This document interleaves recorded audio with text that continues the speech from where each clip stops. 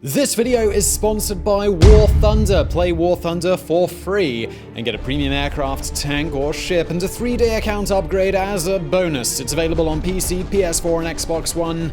More on them in a bit.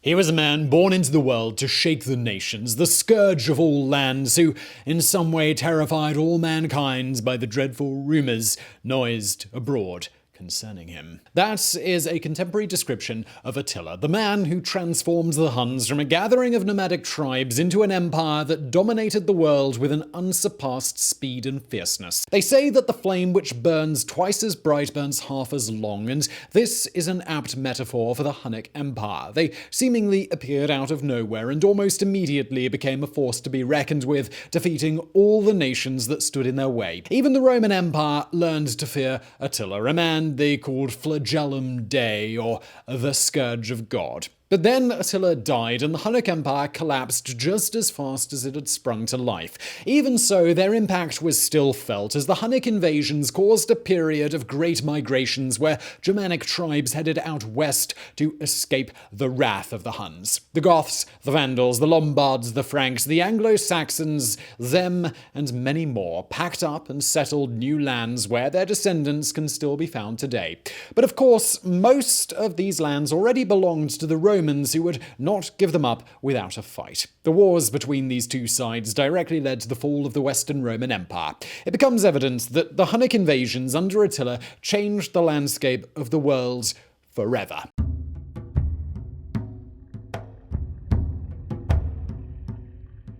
Attila's year of birth is one big question mark. Dates have been suggested that range from the late 4th century to the early 5th century AD. Based on the events in his life, some scholars believe that 395 AD is the most probable birth year, while others think that 406 AD is more likely, so it could have been one, the other, or it could have just been something in between, we just don't know. The same uncertainty extends to Attila's people, the Huns. They were a warrior, nomadic nation, so they didn't really leave behind texts or monuments or cities which we could study to understand their culture. In the Western historical record, they simply appeared toward the end of the 4th century when they decided to cross the Volga River and expand into Eastern and Central Europe. Historians have debated their origin and even the language that they spoke, but they don't know anything with absolute certainty. One popular idea suggests some kind of link with an earlier nomadic people originating in Mongolia and attested in ancient Chinese sources, the Xiongnu. They had lived in the region as early as the 3rd century BC and had gone to war against the Chinese Han Dynasty for over 200 years before eventually suffering a decisive defeat. Some argue that the Xiongnu were in fact the Huns, while others believe there was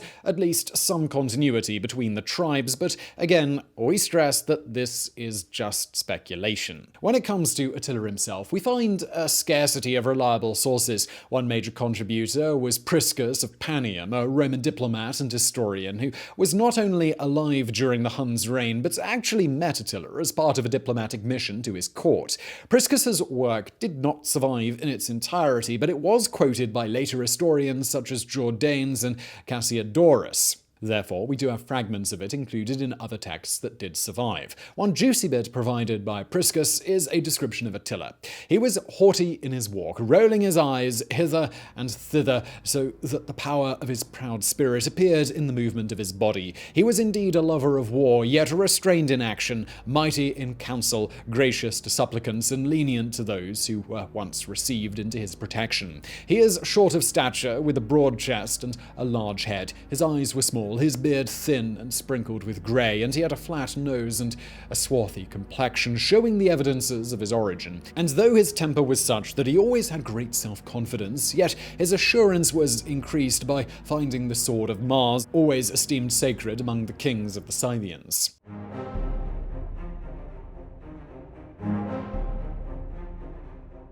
When the Huns first came to Europe, they were not unified as a single force. They were still made up of loosely affiliated clans that each had their own king. Their first major conquest were the Alans, who were followed by plenty of other small and obscure tribes that had the misfortune of being in the way. As the Huns made advances into Europe, they began encountering Gothic nations like the Thervingi and Gruthungi. These two proved no match for the invading hordes, and they were forced to retreat further to the west. It was only a matter of time before they eventually ran into Roman territory. And speaking of the Romans, we should make a quick mention of their situation. By this point, the power of the Roman Empire was fading. It was no longer the juggernaut that it used to be, holding dominion over most of Europe and parts of Asia and Africa. It had unofficially been divided into the Western and Eastern Roman Empire, meaning that it had two political administrations, two emperors, and two capitals. The Eastern Roman, also known as the Byzantine Empire, which was headquartered at Constantinople, while the Western Roman Empire no longer used Rome as its seat of power, but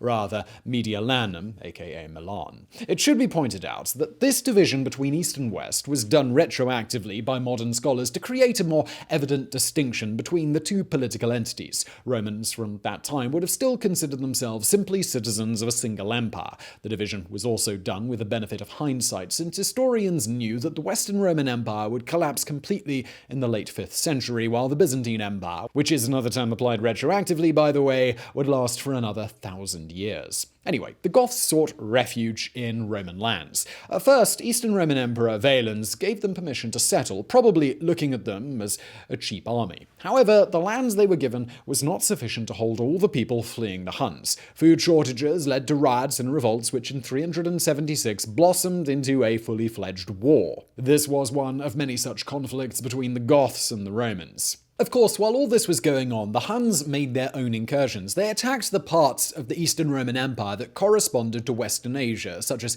Cappadocia and Syria. They probably also tried their luck against the Sasanian or Neo-Persian Empire, but encountered a rare defeat and were driven back into Europe. At times, the Huns were employed as mercenaries by the Romans to fight the Goths. One notable example was in 406 AD, when King Radagaisus led an army of Ostrogoths to invade Italy. The Romans used Huns, Alans, and Goths as mercenaries to help them win the war. Over the following decades, the Romans and the Huns had an uneasy alliance, although both sides occasionally broke it and attacked one another. Something more important happened, though. The Huns became a united force under a man named Ruga, or sometimes Rugila. He either ruled alone as supreme king, aided by his brother Octar, or they were co-rulers, and each brother held dominion over half of their territory. Either way, Octar was the first to die around 430 AD, so at least for a while, Ruga was the sole ruler of the Huns. Ruga had another brother, and his name was Munzuk, and he had two sons, Bleda and Attila. We're not sure if Ruga lacked any sons of his own, or how the ascension process worked, but when Ruga died in 434 AD, his two nephews became the new rulers of the Huns. And if you would like to become the ruler of your own army, well, let me tell you about today's sponsor, War Thunder.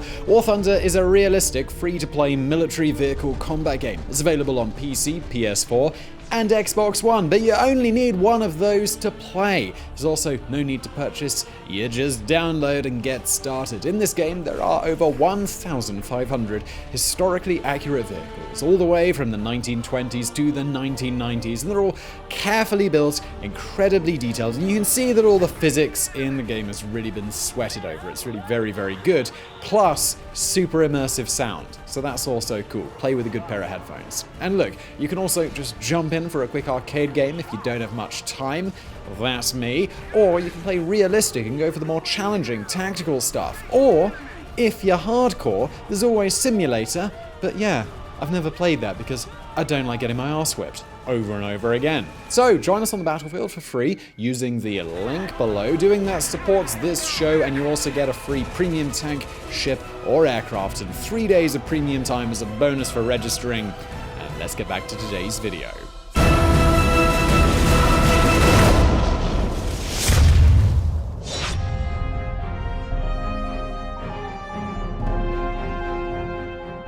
Bleda and Attila were now in charge of the lands of the Huns, which were steadily growing to become quite the empire. In fact, by the time Attila died, the Hunnic Empire rivaled the Roman one in size. As far as power dynamics between him and his brother, we're not entirely sure. It is possible that they had an arrangement similar to Ruga and Oktar, where each sibling held dominion over half the empire. But it is also possible that the Huns regarded only one of them as their supreme chieftain. Whatever the relationship was, it continued for 11 years until Bleda's death around 445 AD.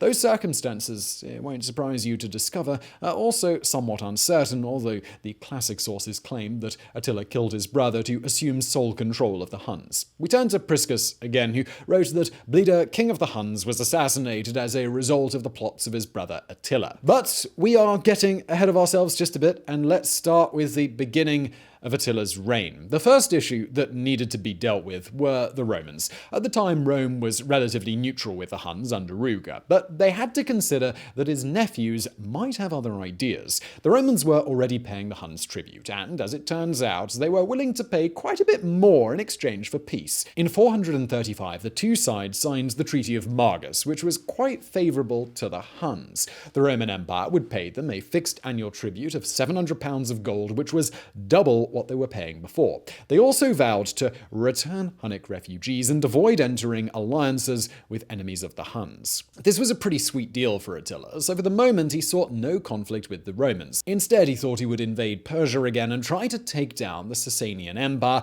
hoping to succeed where his predecessors had failed. We don't have solid sources on this part of his reign since the Romans weren't involved, but suffice to say that Attila was defeated and forced to retreat back to Europe. There, his first target was Gundahar, king of Burgundy. This king, also known as Gunther or Gunnar, became a character in popular legends and appears in both the Nordic collection of poems called Poetic Edda and the Germanic song of Nibelungs. The legendary version of King Gundahar was slain in battle in 437 by Attila himself. The historical one, it's far less likely. The Romans were the primary enemies of the Burgundians, while the Huns served as auxiliary mercenaries per their treaty. The Burgundians had crossed into Roman Gaul and invaded the province of Belgica Prima. Naturally, the Romans fought back and with the help of the Huns defeated their foe in battle. Afterwards, they continued their push and destroyed the kingdom of Burgundy. The man in charge of the army was Flavius Aetius, a powerful and influential general during the last days of the Western Roman Empire. Because of this, he was nicknamed the Last of the Romans, and historian Edward Gibbon described him as being universally celebrated as the terror of the barbarians and the support of the Republic. We highlight him now because he will play a more important role a bit later on. Of course, everyone knew that the peace treaty between the two powers would not last long. In 441, the Huns crossed the Danube and attacked the Eastern Roman Empire, plundering the provinces of Moesia and Illyricum. Obviously, this meant an end to the Treaty of Margus, but the Huns claimed that the Romans actually broke it first. Whether or not this was true or merely an excuse to loot and pillage, we can't say. The timing was somewhat suspicious, as the Huns decided to attack right after Emperor Theodosius II relocated the garrisons defending that border to send them off to fight the Vandals in Africa. The most likely explanation was simply that Attila saw a weakness and he decided to exploit it. And he was quite successful in that regard. The Huns pillaged several Roman cities and even razed a few to the ground. By 443, Theodosius was ready to sign a new treaty, even more beneficial to the Huns. This satisfied Attila, who once again retreated into the heart of his empire. Certain historians argue that some undocumented emergency might have appeared which required Attila's attention, otherwise he would have had no reason to stop the invasion since his army had the clear advantage. This is also the point where Bleda died and Attila became sole chieftain of the Huns. We can only speculate over a possible connection between these two. Whether or not the Romans actually paid their tribute is uncertain. It is probable that they simply stalled for a few years, trying to strengthen their defenses for the inevitable time when the Huns invaded again. This happened in 447 when Attila led his army into the Eastern Roman Empire again and ravaged all of the provinces located in the Balkans. One contemporary source claims that the Huns captured over 100 cities, going all the way to Thermopylae in Greece before turning back. These might have been necessary sacrifices, as the Romans concluded that they needed to gather all of their forces into one powerful army instead of letting them die bit by bit trying to defend each city. The invasion culminated in the Battle of Utus in Dacia Repensis near the modern-day River Vit in Bulgaria. The Romans, who were led by Arne Gisclus, who held the position of Magister Militum, the highest military rank in the empire at the time. Arne Gisclus died in battle, and the Romans were defeated by the Huns, but not without causing some serious casualties. After this, Attila had his eyes set on the grandest prize possible, Constantinople, the capital of the Eastern Roman Empire. However, the famed walls of Constantinople, plus Roman reinforcements arriving from Asia Minor, plus all the losses the Huns sustained in the Battle of the Utus, meant that Attila was not strong enough to take the city. He realized this, so he didn't even try. Instead, he signed a new peace treaty. This time, the tribute paid to Attila was triple what it was at first, 2,100 pounds of gold each year, plus a number of other concessions.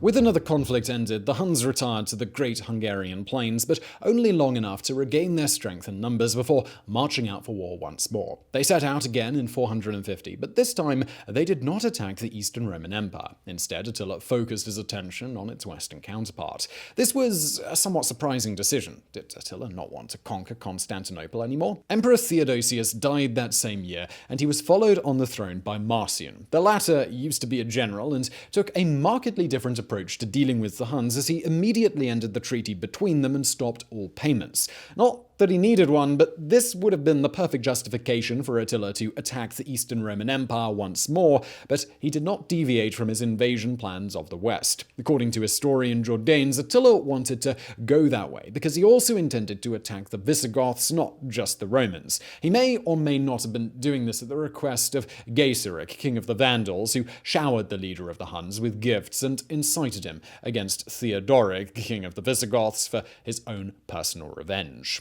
Attila's expressed reason for invading the Western Roman Empire was a strange and unique one. Emperor in the West was Valentinian III. He had a sister named Honoria, who was engaged to marry a senator named Bassus Herculanus. This marriage had been arranged by her brother, but Honoria had no desire to go through with it, so of all the people in the world, she sought out help from Attila the Hun, sending him a note and a ring. Now, we don't know what was written in the notes and what kind of help Honoria was expecting, but Attila chose to interpret her proposal as an offer of marriage. Not only that, but he felt he was due half the Western Roman Empire as dowry. He even sent a messenger to Valentinian to confirm that the proposal had been legitimate and that Attila would come to claim what was his. It's doubtful that Attila cared about the marriage, or that he actually expected the Roman emperor to just hand over half of his empire. This was most likely just another convenient excuse for him to wage a bitter war. In 451, Attila invaded Roman Gaul. Jordanes claimed that his army numbered 500,000 men, but modern historians place it lower at around 200,000 men. Either way, it was a formidable force that quickly slaughtered all of those who stood in its way. Cities like Trier and Metz were captured and plundered almost with no opposition. You know the old saying, the enemy of my enemy is my friend? Well, that is how the Romans felt as well, because Valentinian requested the help of the nearby Gothic factions who would have almost certainly been fighting the Roman Empire were it not for the Huns. He sent an ambassador with the message, "Bravest of nations, it is the part of prudence for us to unite against the Lord of the earth, who wishes to enslave the whole world, who requires no just cause for battle, but supposes whatever he does is right. He measures his ambition by his might. License satisfies his pride. Despite law and right, he shows himself an enemy to nature, and thus he, who clearly is the common foe of each, deserves the hatred of all." The Franks, the Saxons, the Burgundians, the Alans, and especially the Visigoths led by King Theodoric all realized that they were just as much in danger from the Huns as the Romans were, so they agreed to form an alliance to fight Attila and his army.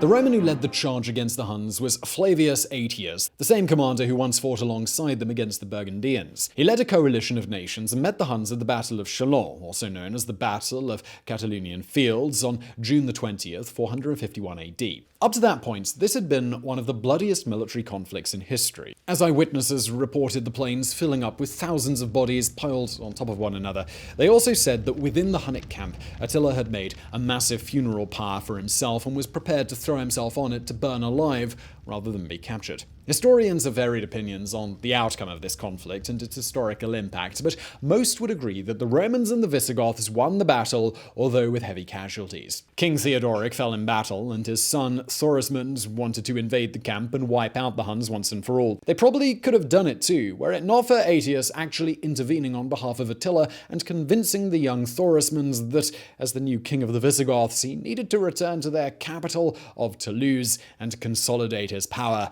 against his plotting brothers. Why would Aetius do such a thing, though, when he had an opportunity to rid himself of the Huns? Well, that's because he feared that the Visigoths had the potential to turn into an even more dangerous foe when he was a lot closer to his borders. As long as Attila was around, he served as a useful common enemy who united the Romans and the Goths. So Attila was able to retreat, living to fight another day. And fight he did, as less than a year had passed before the Huns returned to attack the Western Roman Empire again. This time, they went straight into Italy, clearly intent on pillaging the most significant Roman settlements. The city of Aquileia endured the worst of it, being almost completely razed to the ground. Afterwards, the Huns continued into the province of Venetia, where they plundered more settlements. According to tradition, this led to the founding of the city of Venice. It was settled by refugees who left other cities in order to escape the Huns, and they correctly surmised that Attila's cavalries would not follow them into the lagoon that encloses Venice. Without Gothic muscle, the Romans were not capable of stopping Attila. Eventually, the emperor sent multiple envoys to try and secure peace with the Huns, and one of them was Pope Leo I. Contemporary sources gave Leo the credit for convincing Attila to turn back after having been impressed with Leo's words and his piety.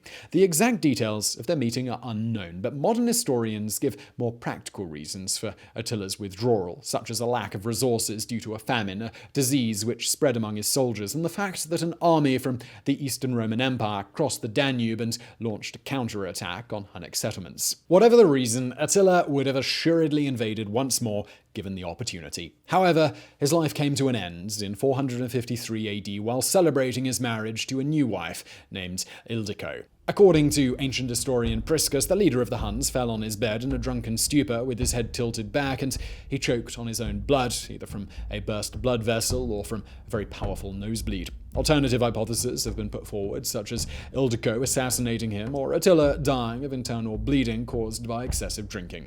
In mourning, all the Hun soldiers cut their long hair and slashed their cheeks so that the greatest of all warriors should be mourned not with tears or the wailing of women, but with the blood of men. According to their traditions, it was really important for their chieftain's burial place to be anonymous. Of course, they never had a chieftain greater than Attila, so he was placed inside 3 coffins, a gold one, inside a silver one, inside an iron one. The coffin was then buried in a riverbed, and the people who did it were killed so that there would be nobody left alive who knew the final resting place of Attila the Hun. So I really hope you found that video interesting. If you did, please do hit that thumbs up button below. Do not forget to subscribe. Brand new videos just like this a couple of times a week, so click that subscribe button below. And thank you for watching.